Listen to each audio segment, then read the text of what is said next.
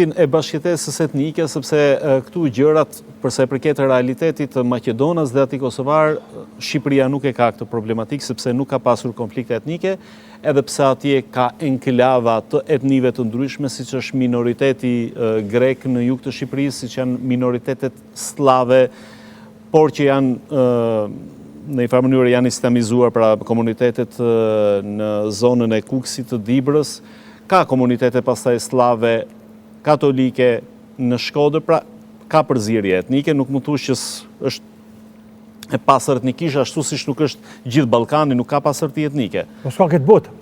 Ashtu nuk ka. Po Saudi nuk ka. Po nuk ka. Arabia Saudite nuk ka që, po s'kërkon botë s'ka. Dhe këtu, pra përse përket realitetit ku ka pasur edhe konflikte me natyrë, ka pasur me kush është roli i fesë që duhet të ketë feja në këtë aspekt. Pra, me që bëhet fjalë për dominancë muslimane, kush janë ato mesazhe që duhet përcjell dhe ai rol që duhet të ketë feja që t'i zbuse konfliktet e karakterit etnik, pra problemet etnike që mund të lindin, sepse të thash aty është futur dhe gjakderdhja në mes, ë? Po futesh e qartë. Feja nga të na nxjerrë ti pak më ndryshe, pak më tjetër, apo nikahi pak më ndryshe. Feja sa që është ëmbël dhe e mirë. Feja atë sa e bën njeriu njeri, po të keq përdoret, po.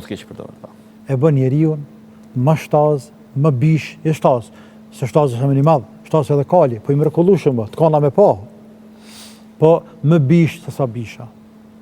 Fatkeqësisht, elementi i fesë është përdor në krimet e Ballkanit, ta quaj në vijat gjana, të cilat janë bërë kundër popullatës, veçanti muslimane.